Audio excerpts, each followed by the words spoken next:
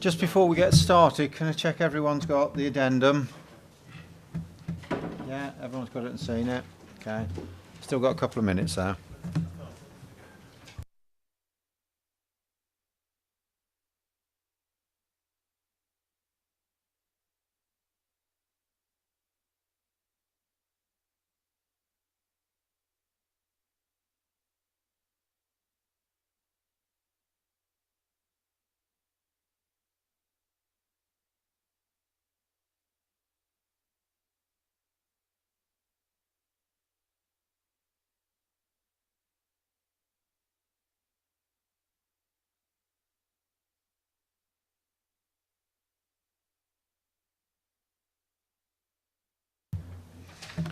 Just before we start, I'll read the emergency evacuation announcement.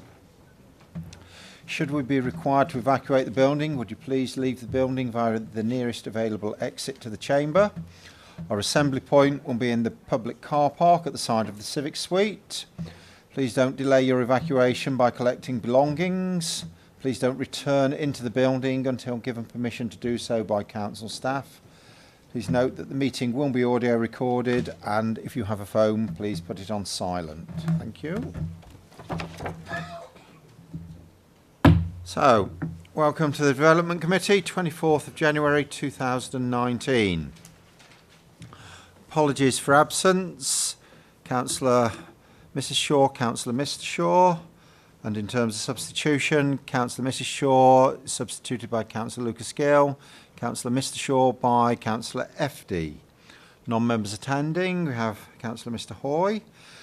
Minutes of the meeting held on the 9th of January 2019. Will you be happy for me to sign those as a correct and accurate record of that meeting? Not at this point. Mrs Hoy.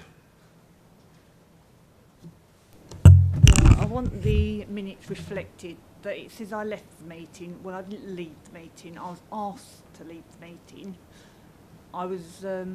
You was misinformed because the Constitution states that I could have spoke on the David Wilson Homes application. So I'd like an apology noted, please. Yes, I was going to speak to that about that at the end of the meeting. As you're fully aware, I made a mistake based on the advice that officers gave. So you were asked to leave the meeting earlier than you should have been on that occasion. That's been noted and shan't happen again in future. Thank you. Sorry about that. Item 5, declarations of interest. On everyone's behalf as members, I'll note our interest in the South Street application. Are there any others? No, thank you very much. Right, that takes us on to item 6, for which we have the small addendum. Mr Evans is going to do this one. Thank you, Chairman. Good evening, members.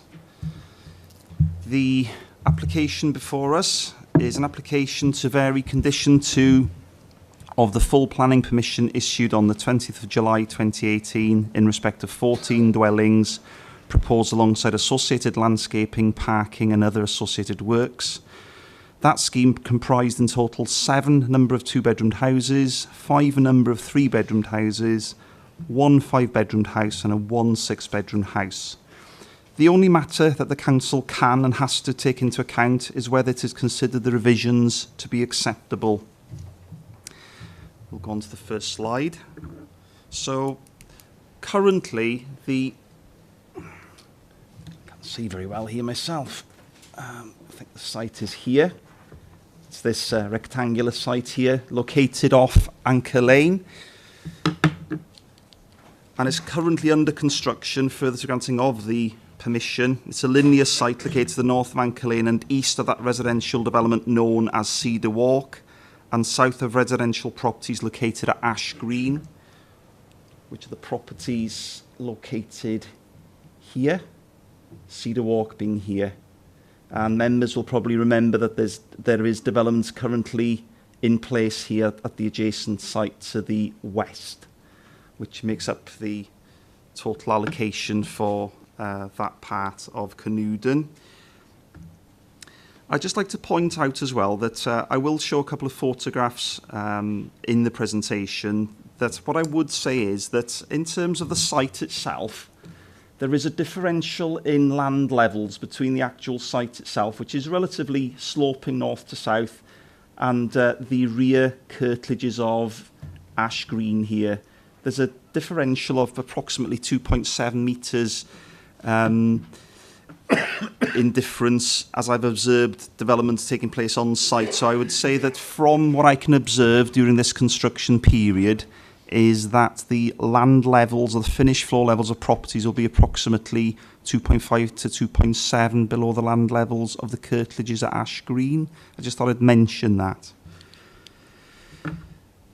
Members may recall that access to the frontage properties, if we can go on to perhaps the first slide, perhaps, yes, just to show this. There are 2 frontage properties within the development that are served directly from Anchor Lane, with the remaining access coming from the site that is under development now. So we'll just stay on that slide. So, yes, that the frontage properties gain directly off Anchor Lane via shared surfaced access.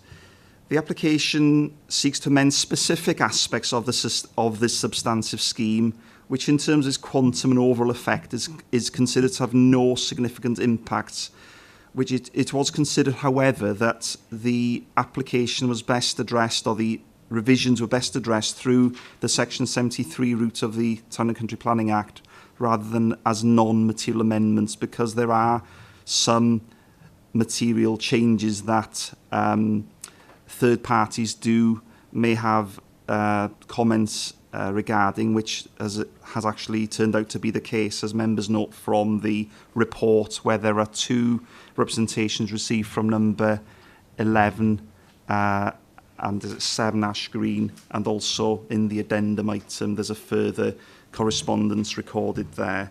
So in terms of the slide that I'm showing you now, slide 2, the approved site layout then shows the affordable housing aspect of the scheme, 2 and 3 bedroom terrace properties at the north of the site here, bordering with Ash Green. You've got some terrace properties here, plot 5 to 9. You've got plot 3 to 4 here, and then you've got the large properties, the 5 and the 6 bedroom properties to the front, just to give you an idea just remind you of the layout. So the actually approved site layout plan, which is now proposed to slightly amend, shows the rear garden space serving those affordable 2 and 3 bedroom properties located in the north portion. So members may note also that in this area here, and written into the original permission, there is an eco strip that is supposed to be maintained to the rear of these properties, as there is badger activity in this area here and down the west flank of the site. So that's the general layout. Parking for plots 3 and 4. There was an undercroft in this area here, and that provided access to the rear of plot 3 and 4. So we'll go through the changes in detail now. So if we can go on to... And basically, just to indicate also that the affordable housing element is actually going to be taken forward by the Chelmer Housing Group, which are these properties here, which is the affordable housing element. So in terms of the layout as now proposed, the only difference, as shown, as indicated on the plan, is now it's proposed to actually construct a 0.5 metre wide path along a strip along the rear and along the east flank of the site, just to provide access for numbers 11 to 14, so they can get access to the rear of their site. That was something that was actually set out as a requirement under the design quality requirements of the housing association.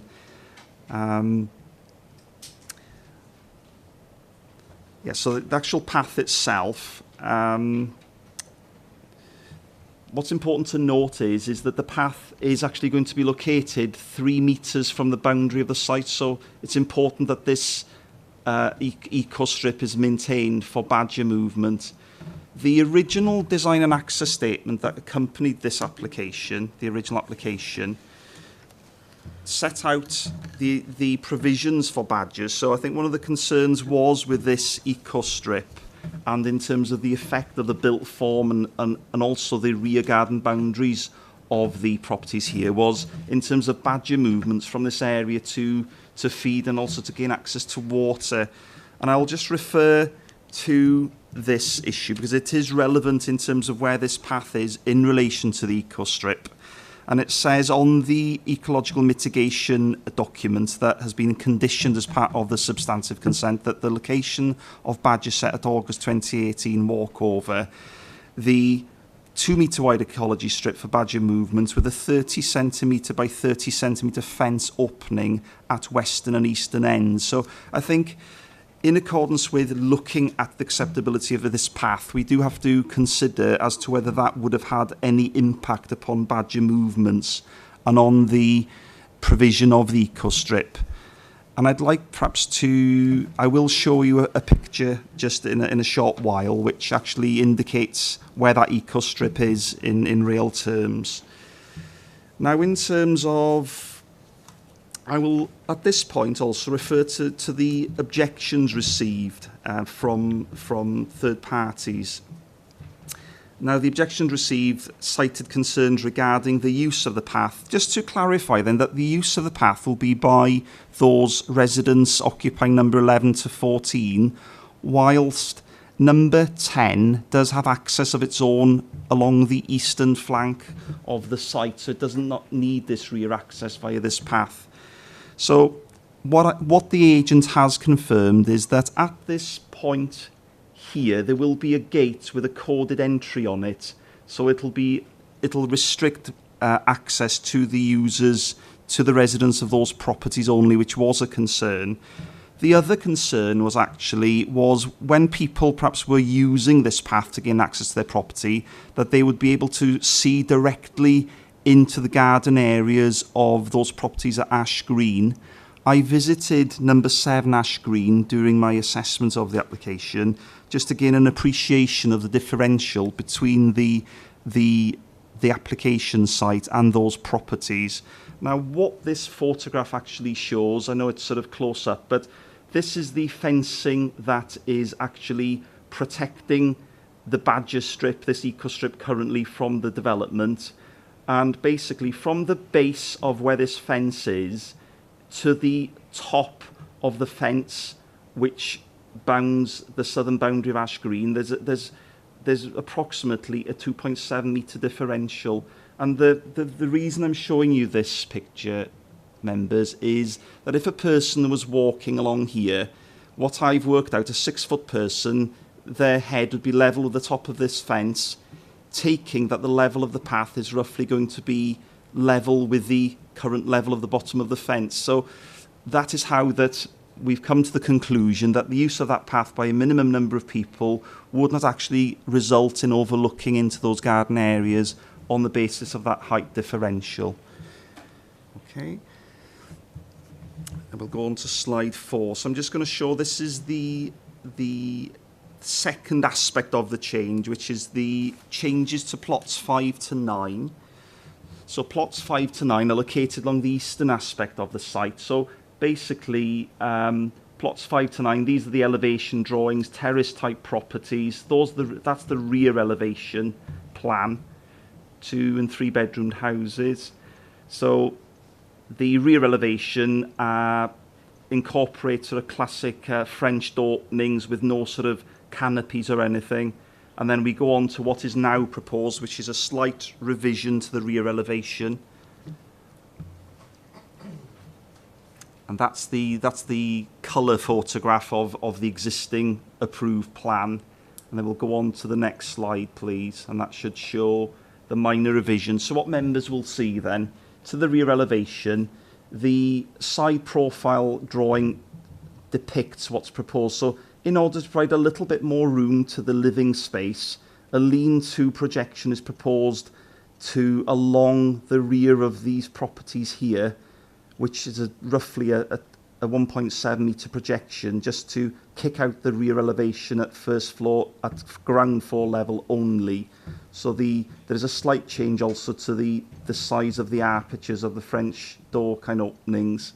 So it's just basically providing a little bit more additional ground floor space for these properties. So that is the second revision, which is B in the report.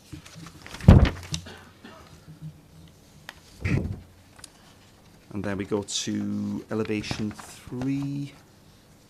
Yes, so these are plots 3 and 4, and what was proposed here as an arrangement was, this is the south aspect of plot 3 and 4, and basically the parking was shown to the rear garden areas of plot 3 and 4, with an undercroft as part of the design to provide access to the parking area. Now that arrangement has been amended, which is shown by the next slide, which is to basically, there's an infill of this undercroft area, so the gap which cars would have come through on the previous plan, that will be filled in to provide lounge accommodation. And we'll go on then to look at, well, how this parking is mitigated, where is it actually provided as an alternative. So we'll move on to the 8 alternative parking arrangements. That's. So on the original approved plan, this area constitutes an area of a sliver of greenery here, lawned area. So because this area is being closed up to provide a rear garden with additional living space, the parking provision for plot 3, which is this plot here, has been provided in this area here. And the provision of parking for plot 4 has been provided in this area here. These parking spaces are standard parking spaces of 2.9, I think they're over the guidance, by 5.2 in length. So what actually it's resulted in through the slight amendment is there's a net gain of 1 parking space, making a total of 37 parking spaces within the site in total, as opposed to the previous 36. And really, basically, that leads me to the addendum item, which wasn't reported previously, which is the Canewdon Parish Council had no comments to make, no adverse comments, and there was a representation received from the occupier, and I'd like to make a correction, which was 20 Cedar Walk, Canewdon, which was the concern regarding how the path was going to be protected from the adjacent house at the side. And that has been sort of partly answered in the fact that it'll be a controlled gated access to a minimum number of people. So the eco-strip is maintained, which is an important aspect of the scheme. And just coming forward to the recommendation, members will note that the conditions of the original substantive consent have been reiterated in full, which is what government guidance recommends. And therefore it is the recommendation, Chairman, that subject to being bound and written into the obligation of the legal agreement dated 20th of July, that a new consent is issued, but carrying all the safeguards that were sought by the original permission. Thank you. Members, we've had quite a detailed explanation there of the changes. The recommendations are posted through from 6.1 through to 6.7. Councillor Steptoe. Thank you, Chairman. Can we go... Sorry, I missed you. Councillor Hoy first, yeah. Thank you, Chairman. I wasn't planning to speak, but I can't resist picking up anything on parking, as you may well know. I thought it's 2.9 by 5.5 is our minimum, is the standard. And I thought the Essex parking standard suggested where you have end-on-end parking that the spaces should be longer than that. That is just a point I wanted to raise, and if I could have confirmation that I'm correct in that, I'd be grateful. Or incorrect, if I may. We've had these spaces are measured at 5.9 in length, so they are in excess of that. So I just want confirmation. I heard 2.9 by 5.2. If I've misheard that, that's fine. Thank you. We'll just restate that to you in a minute. Right, back to Councillor Steptoe. Thank you, Chair. Can we have the picture back up of where the footpath and the badger bit is, please? The one with all the bushes, that's it. I'm unclear from the photograph which is the back of the existing properties and which is the back of the new properties, first of all.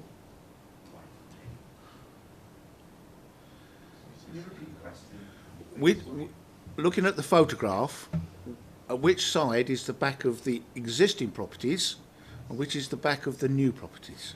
So which way round is it orientated? So the back of the new properties would be somewhere along here, Right. inside this fencing here. Okay. And then the boundary line with the other properties. It would be helpful possibly if we showed the other photographs looking down from Seven Ash Green into the site. That would be quite useful. So, yeah, so that's quite useful. So that photograph there is the east boundary of the site. So we've come back on ourselves from that first photograph up to here. So the rear boundary of the ash green is here basically. So I would say from where that fence is, there's about 3.5 metres in distance between the bottom of the fencing where this hedge is to where that actual protective fencing is currently.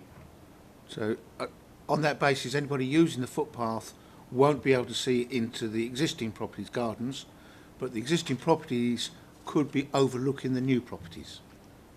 I'm correct in saying? Because they're higher. That would be partly correct. Okay. The other question I had was with around the badgers themselves.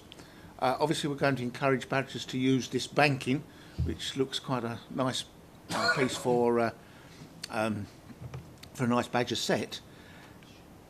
Will that cause problems with the existing properties at the top of the slope, with badgers tunnelling their way through and up into the gardens there? Is there any way of mitigating that and stop that from occurring? I don't think we've been asked to consider the potential activities of tunnelling creatures as a planning consideration, but go on. The one incident, in terms of further to the granting of permission, there was the planning permission specifies that certain works had to be done in terms of, one, the erection of the fence to safeguard the badgers from encroachment of the development. The council was contacted by the Essex Wildlife Trust, which had concerns because concerns have been raised by residents. And what is clear is that in terms of our regulatory remit as a planning authority, in terms of what we can do, we realise that development will perhaps encourage badgers to look for other sort of sites, but this is a historical site. I wrote to the agent, emailed the agent and asked him to clarify as to whether the on-site ecological measures had been undertaken in accordance with the conditions, and the actual ecologist contacted me himself and said that in terms of how the permission is being implemented and with regards to safeguarding badgers, that it was in accordance with the ecological mitigation plan. But however, that I don't think the planning can stretch as far as to preempt what might happen next in terms of how badgers will possibly progress further north and the issues that are raised with the tunnelling in people's gardens. That's a difficult issue, but I'm satisfied that we as an authority have done all we can under our regulatory remit in that respect. Okay.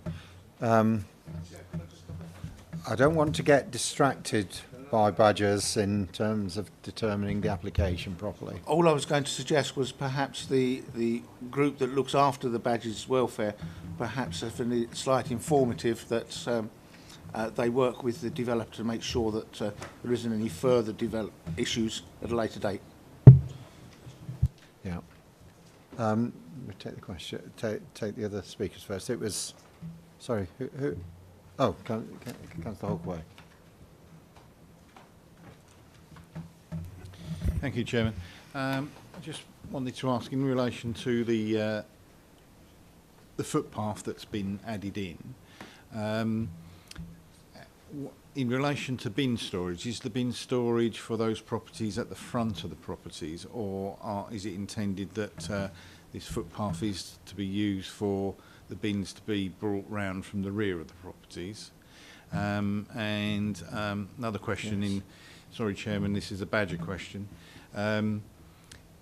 The eco corridor that is proposed, is that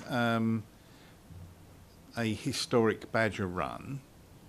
Because anyone who's had any dealing with badgers knows that they tend to use particular runs, and they're quite determined that, you know, if they've got a specific run, doesn't matter what's put in their way, they will burrow, destroy, make their way along. I'm that. hearing what you're saying, but listening to the officer, the appropriate authority has given their blessing, for want of a better word, that things have been done properly and in accordance with the standards that we've set ourselves.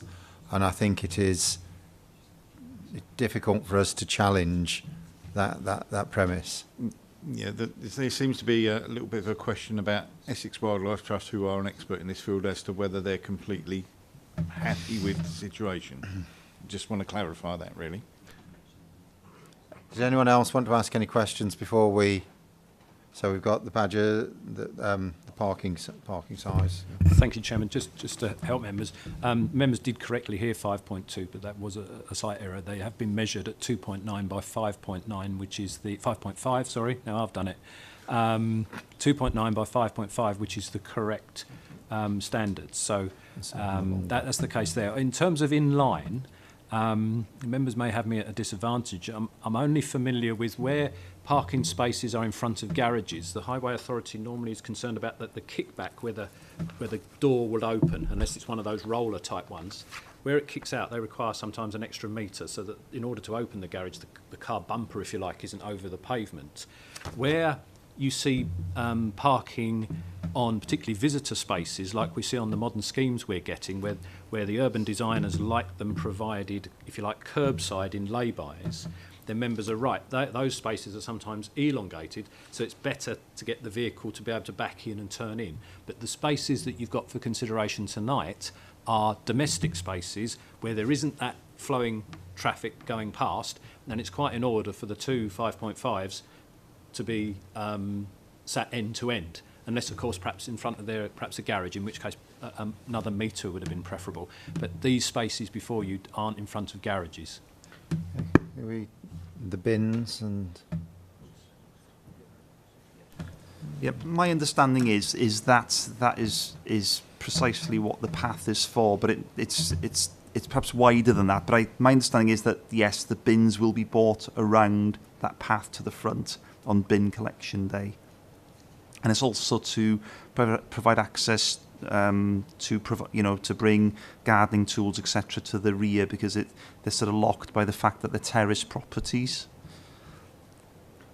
And you just want to Of the eco corridor, wasn't it? yeah, just Yep. to In restate terms what of, you I previously think, said. from the ecological mitigation plan that was submitted with the original application, the report, this biodiversity method statement, indicates that it's cited that the area in question is where the highest badger activity was, but I don't recall it's being said or stated anywhere that, you know, where the precise runs were. However, from the report, it does actually indicate and annotate that what I quoted before, that the ecology strip would be provided for badger movement with a 30 centimetre by 30 centimetre fence opening at western and eastern ends. So that does suggest that they do know where the badger run is, and the ecology strip is coincides with that badger run. Okay, members, I think we've had a chance to explore this one quite thoroughly. So I have a recommendation for approval, 6.1 through to 6.7. Those members in favour of the approval, please indicate. Thank you very much. That's unanimous. Item 7, which is Council Offices, 7 South Street. Members, the item 8, when we get to it, we'll move through that fairly quickly because the content is essentially the same as item 7.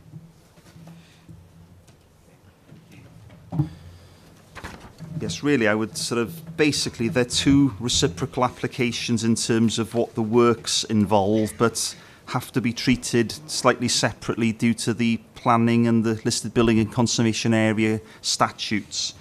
So in effect, this is a minor material alteration to a Grade 2 listed building, which is of red brick and red plain tiled roof. The proposed work will affect the rear part of the building and purely replacing a window that was added after the original construction. And perhaps if you could just move to the photograph, please. I think most members will recognise where that is. Now, my understanding is it's in some kind of area where money or anything of value is exchanged in terms of the Securicor coming there and taking money away from the accounts, etc. So basically, the proposal simply is to replace this window with a steel security door that is framed within a steel frame, and the supporting statement just says is that these changes are required in order to make the council's business more efficient. And I think if members will see there from the photograph that what you have a hatch here, hatched area with security across this window, and I suspect that items of value is placed within this area here and obviously taken away. I think there's a need now to actually gain access for safety into the building, and it's an operational requirement by the council to comply with various regulations. And perhaps if we'd show the next photograph, and yeah, if I don't know if we can, so that's it, just the photograph of its head on. So I think what is indicative as well is members will actually see from that plan, what is quite telling is that there's a faint line in the brickwork here where actually at some point in time this used to be a larger opening in any case. So really what the proposal involves is to put a door in here to replicate what was a previous arrangement. The door's a steel door painted in a white finish. The Essex Place Services commented that they had no adverse comments regarding the minor aesthetic change as it was described.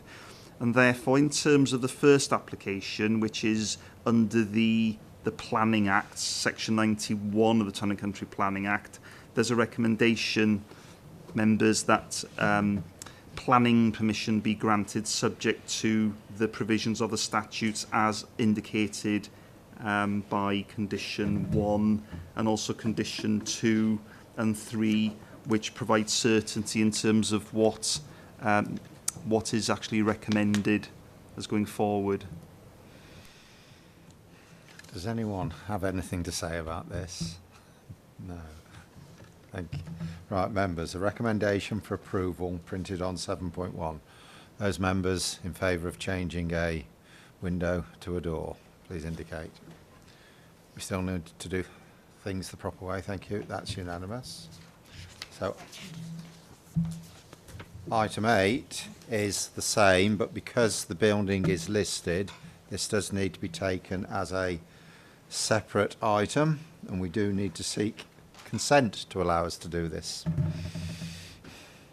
So very, very quickly, the report under point 5.1, what the planning statutes tell us is where a listed building is involved, where you've got a concurrent planning application, the fact that it's listed basically provides the materials weighting is to be given to the fact it's listed above all else, and therefore the only change that members will note in the report is there's a slight tweak in the actual statutes that are referred to, same developments, and so the only change really is in the recommendation under condition 1 that refers to subsection 18, section 1 of the Planning List of Buildings and Conservation Areas Act 1990. So granted under separate and slightly different statutes, and therefore obviously recommended for consent. Does anyone wish to say anything? Okay, so it's the recommendation on 8.1. Those members in favour of the approval, please indicate. Thank you. And that's what we're applying for list of building consent. Thank you. Right, our next item is the referred item from the weekly list. Land opposite Rectory Farmhouse, Fanbridge Road, Ashington. Mr. Stranks. Thank you, Chairman. If you just bear with us a moment while we catch up. Have you got the Bing image to start with? Cheers, Claire, thanks. Thanks very much. This application, Chairman, is on the eastern side of Fanbridge Road, about 50 metres or so from Arundel Road we see here. Usefully, the site is edged in red, as you will see. And there's open farmland either side, and it adjoins Essex plotland, and members will be... Order, please, Chairman. I can absolutely not see any boundary at all because it's in red. Chairman, the site, I'll follow the laser over it there, you'll see comes down in this part, and then it's a rectangular shaped site. It's about 63 metres in depth by 27 metres or so in width, and it has an area which is worth noting at the moment of 0.17 of a hectare. Members can see on there it's mostly grass with occasional hedge, trees, but the boundaries are strongly hedged, both to the roadway as well as to the land to the north and south and east. If we could jump to the block layout, please. The proposal before you tonight is to largely keep the site open and undeveloped, but it concerns this area here, which is a proposed stable for one horse, and we'll see the building in detail in a moment, which is to be located in this like northeast corner.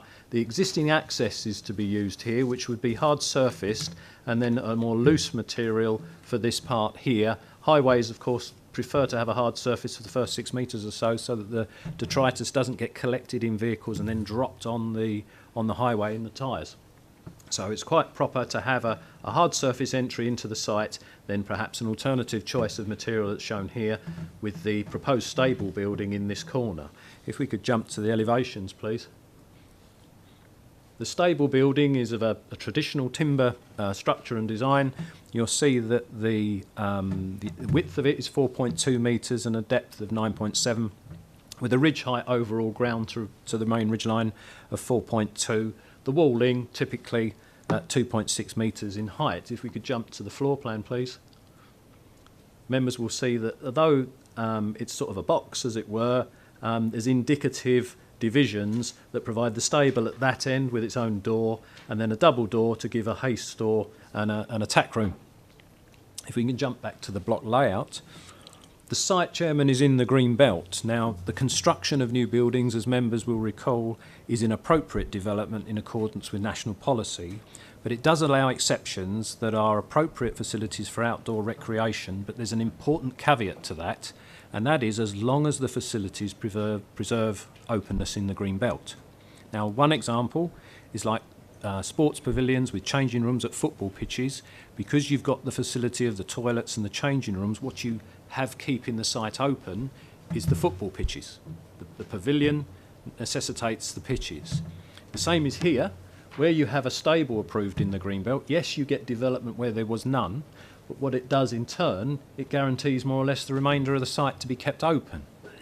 Now, the responsibilities the council has is that there should be a degree of openness with all development approved in the green belt. Now, you'll have seen many times in this committee that we've recommended to you that you can approve stable developments. This is slightly different because in order to guarantee that extent of openness, we've borrowed the National Horse Society standards, which say that for a horse, it does vary depending on size and the health of the horse. Some horses are laminitic and don't require grazing.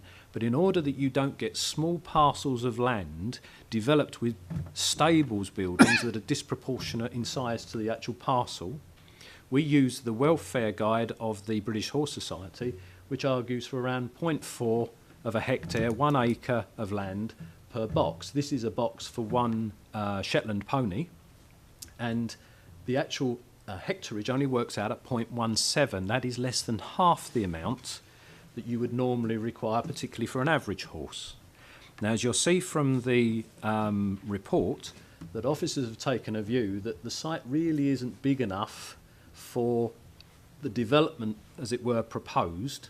There may be a welfare issue as well, because sometimes when you have an animal on an undersized plot, the site becomes overgrazed and unkempt. It becomes poached, as I say, where all the hoof marks fill up with water. And it also, a bigger site would allow more managed grazing, where some parts could be rested and others not. But the point is not so much about the animal welfare in terms of the dispute that the animal will be fed on feedstuffs and not require so much grazing. The job of the planning decision is to achieve a spatial relationship between built form and the extent of sites, like I opened with the pitches analogy. In this case, we use the welfare argument to accept or otherwise the amount of built form that you're getting in relation to the relatively small size of the plot. So the recommendation, Chairman, you'll see from the report, is one of refusal for the reasons set out there. Thank you. We have Mr. Wallace, who's going to speak to us on this one. Just press the button on the microphone. Up to 5 minutes. Thank you, Chairman. Good evening, members. The Planning Officer's report confirms that the proposal complies with all relevant criteria of Planning Policy DM15, with the exception of Criterion 3. This states that there should be one stable per 0.4 hectares of site area, which is comparable to the British Horse Society standard. We have acknowledged that the site area falls below this figure. However, this is only a guide and can only ever be a guide, as numerous factors have to be taken into account, such as the size of the horse or pony, the length of time it's stabled, the time of year, the quality of the pasture, the number of animals, and how well the pasture is managed.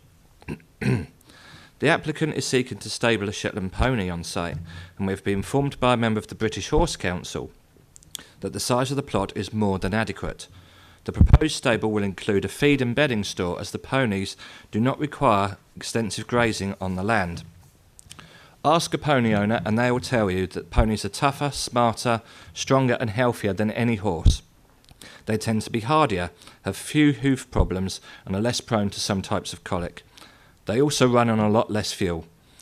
Rations that would normally starve a horse will keep a pony round and energetic. Most pony breeds developed where the pasture was very sparse, the terrain rugged and the climate harsh, and thus they had to work to find their food, and in short they evolved to use what little food they could find very efficiently. When we pamper them, when we feed them special preparations and lush grass, we often do more harm than good. Overfeeding is more of a problem for ponies than underfeeding. So ponies only need a fraction of the feed that horses do, and hay for ponies should be good quality grass hay. The pony won't need the nutrition provided by alfalfa and clovers. These fodders, which are more energy and nutrition dense than the grass hay, are often too rich for a pony. The applicant is fundamentally concerned with the welfare of their ponies and the need for a shelter on site. The plot size is only for the pony to wander around in. The most important thing is to look after their welfare and to keep them fed, watered, dry and warm. The adjoining site to the south obtained planning permission for stables in 2001, and currently 2 fully grown horses are stabled there. The land is only marginally larger than the current application site before you tonight. There have been no significant planning policy amendments regarding the Greenbelt in that time, and no changes to the British Horse Society standards. So we question why the application site in this instance is being treated differently to the one to the south. The applicant has owned the application site for approximately 30 years and has recently experienced problems with trespassing and illegal settlement. They prefer to have stable and their pony on the site and defer future trespassing, believe that the proposal would result in the optimum use of the site for their benefit. The National Planning Policy Framework is pro-development. The proposal constitutes outdoor sport and recreation facilities, which is appropriate development in the Greenbelt, and indeed stables are synonymous with the countryside and the Greenbelt. We acknowledge that the application is before you tonight with the recommendation of refusal. However, we believe that an approval can be granted subject to a suite of reasonably worded conditions, and we'll be welcoming of any conditions the committee deem necessary. It's important to note there have been no objections from statutory consultees, including the parish council or any third parties. Members are respectfully requested to grant planning permission subject to conditions. Thank you, Chairman. Thank you. Councillor Mr Hoy.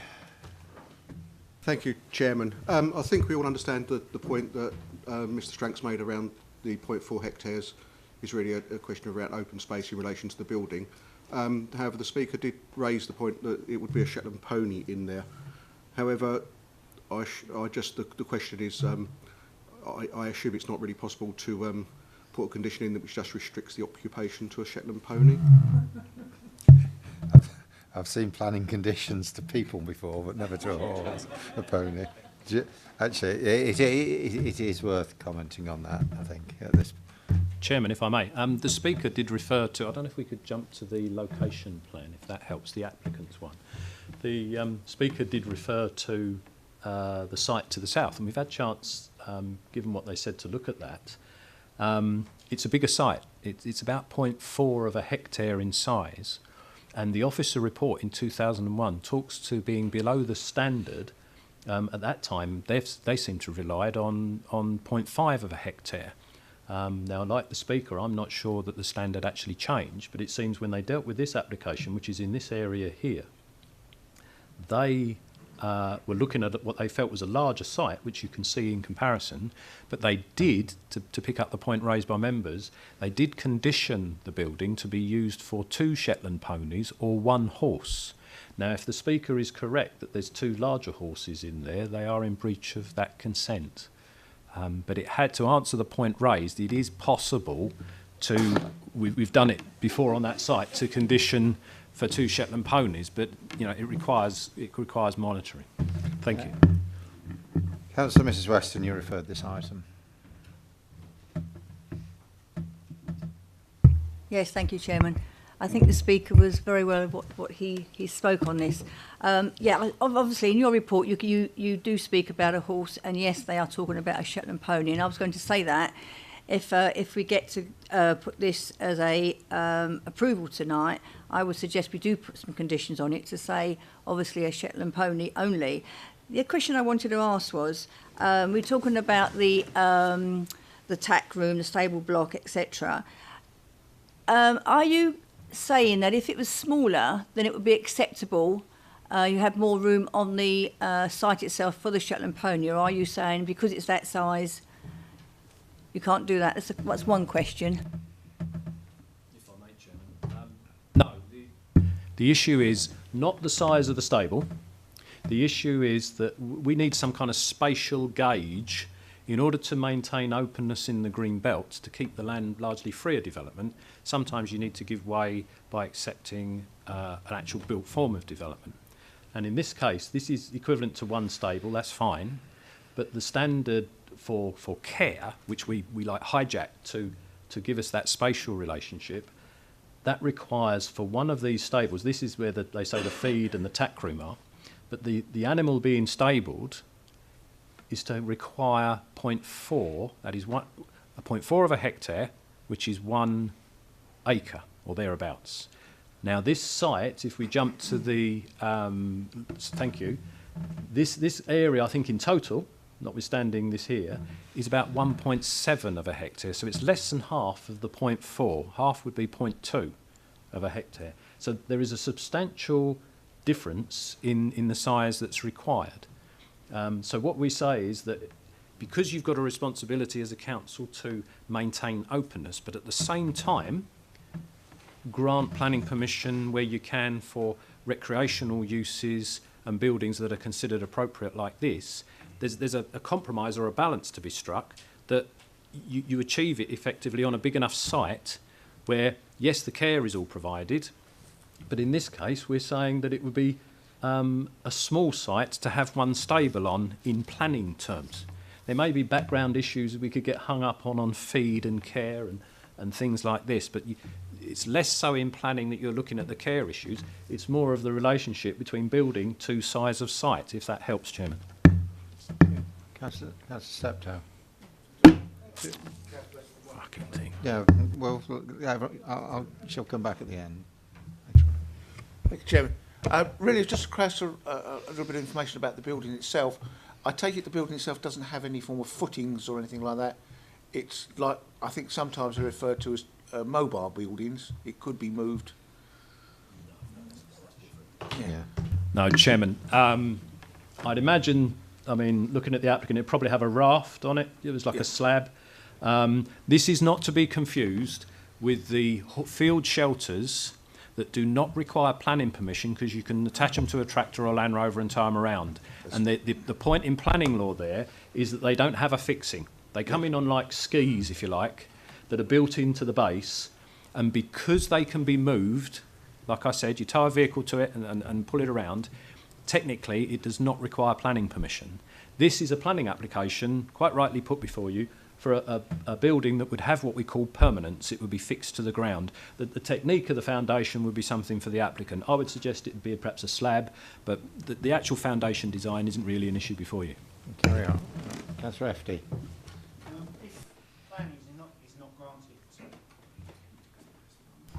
If planning is not granted, what would be to stop the applicant putting a horse in there and just let it graze? Chairman, nothing. The grazing of a horse, where it is turned out into a field, does not require planning permission. There's case law that the keeping of a horse does. And what the difference is if you go to that horse perhaps twice a day, feed and water it, maybe ride it, groom it, etc., it's held that's keeping a horse, requiring planning permission. But if more like agriculture, you just turn the animals out, I don't go and see them once every few days, leave them largely to their own devices, that is held not to require planning permission. Councillor Hookway. Thank you, Chairman.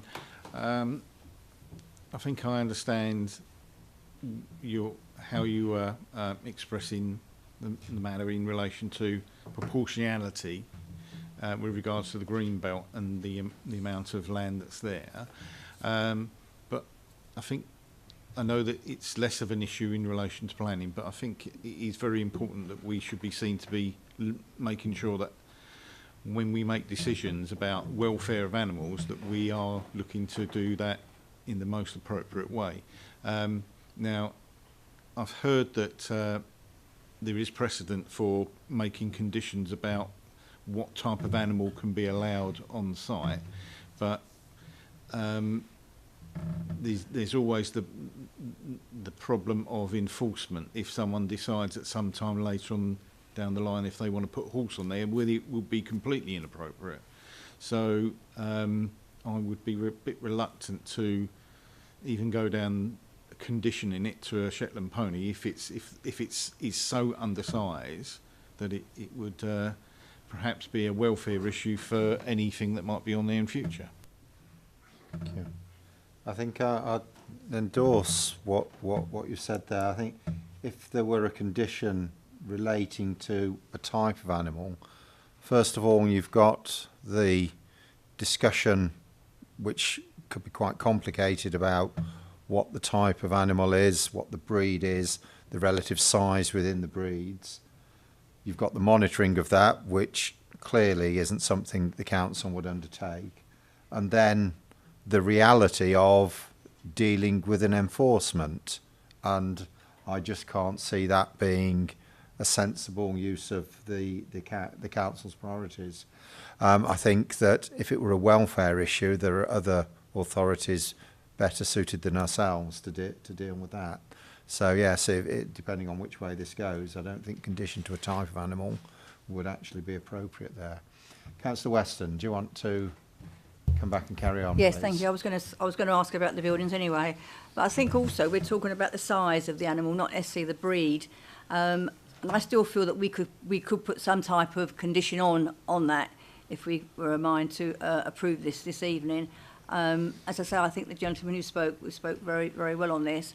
I really haven't got anything else to say. I'd like to formally approve this planning, if possible, if I had a seconder, and then take it from there, please, Chairman. I'm happy to second that. Okay. So, in terms of conditions that would go with this approval, if we move to a vote,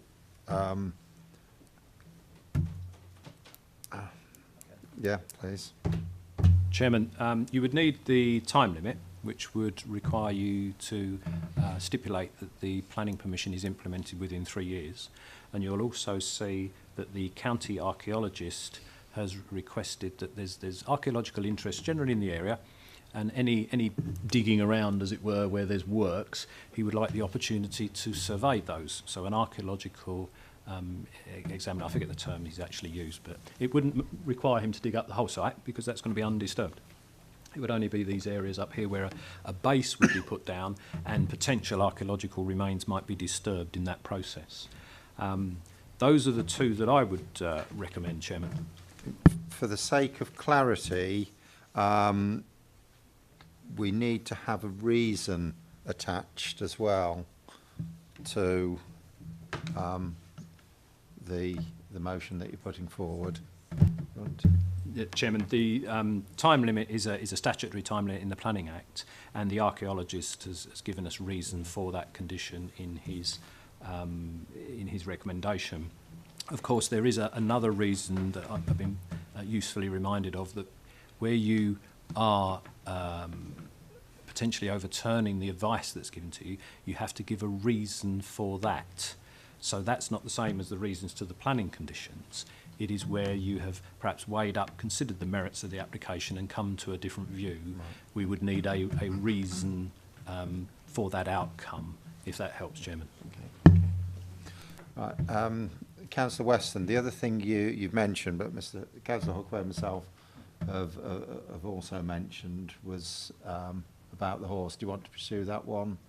Yeah, I think that one as well, sir, Chairman. Also, the structure definitely be wooden structure, nothing concrete or anything. That would be another stipulation on the planning as well. And again, I just say one say horse, one small, to one animal. Only one small horse,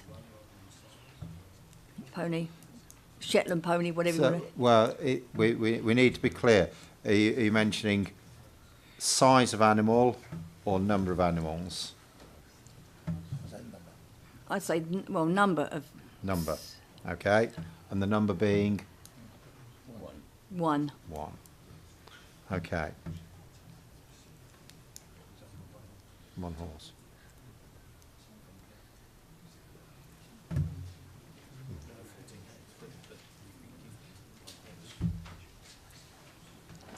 It's an impossibility size of horse, isn't it? So just one moment while we just.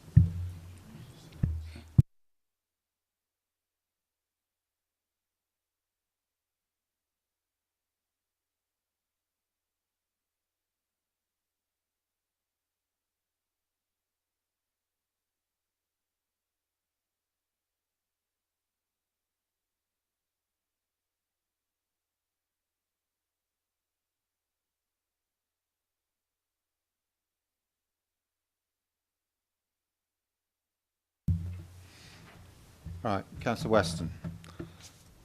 So you've put forward a motion for approval. Officers have outlined some conditions that feel appropriate. You've stated one animal on the site, one horse on the site, horse, pony. Councillor Steptoe seconded you. Is there any members got any lack of clarity about? Sorry, Chairman, and also the structure being wooden. And the structure being of timber. Timber, sorry, yes, Chairman. Okay. If I could help there, the actual application details are for a wooden structure. It might help members, rather than specify wooden, is if we have the standard condition we use to list the building to be approved in accordance with the approved plans, which show timber constructions. And also, like the first item you saw tonight, allows the applicant to come back and make any minor changes through that facility should they wish to do so, should they decide the doors need to be in a slightly different place or something like that. Okay, that's fine. And also you said about the archaeology that as well, yeah. On Councillor Hockway. I don't think that the conditions meet our concerns. Maybe I'm talking about what we both spoke about. So we're still talking about one animal, which could be a Shetland pony or it could be a cart horse. Councillor Steptoe. Can I suggest that we do it by the measurement of the pony? I'm not sure what the size of a Shetland pony is, but I can tell you something like an Exmoor pony, which is not a lot bigger, is something around about 8 to 10 hands. I do fear we're getting into areas that members will have challenges in visualising, understanding and making a informed decision on. That's my concern. Do you want to... Chairman, I do believe that a pony, and any riders in the room may correct me, is less than 14 hands. And it's been suggested 8 to 10. But what if we get a Shetland out there that happens to be 11 hands high? This is the dilemma with precise measurement and classification. That like any living thing, they come in all shapes and sizes. But officers would be able to tell whether it's a Shetland type of pony by eye. But I mean, members' hands. I mean, officers are comfortable if members are like that. The issue for us, and again, maybe members are thinking more of the welfare rather than the issue for planning, spatial planning. The issue professionally from officers is the relationship of building to site. So really, whilst members are concerning themselves with the welfare and it being a Shetland, it could, if members were to approve this tonight, a Shetland could go in there. A horse could go in there and have perhaps less land from a welfare point of view, which, as the chair said, is an issue for another organisation. The issue for this committee is the relationship between the built form and the site area. So if you're finding the building acceptable for a Shetland, I think you ought to find it acceptable for a full-blown horse. So you only, I think, really need to concern yourself with the number of horses rather than worry too much about how much grass a bigger horse might need or something like that. If that helps, Chairman. Yeah. Members, I think that's very useful input there, and I think it's sufficient for us to make a decision on. So we have the motion put forward and seconded, the conditions as we've outlined, which mention horse, because the gist of this is about the relationship of the Greenbelt. So those members in favour of the approval, please indicate.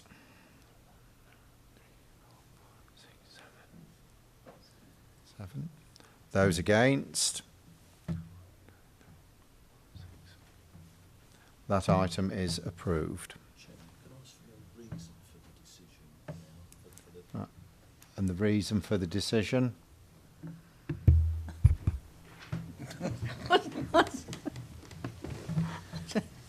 Now you're asking me a question. The reason for the decision to house a Shetland pony, small horse. Come up with reason. So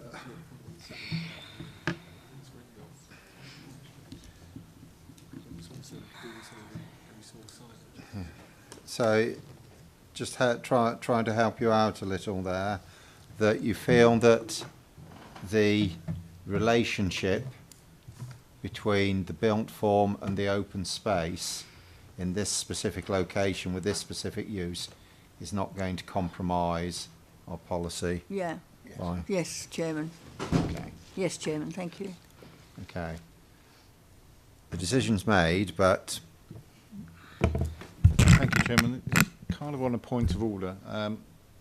I would have thought that the reasons should have been provided to the committee before the vote. Otherwise, if the reason wasn't appropriate, maybe it might have affected the decision.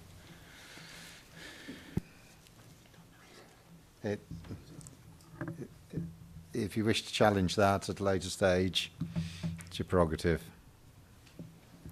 Okay. Thank you very much, members. Meeting closed.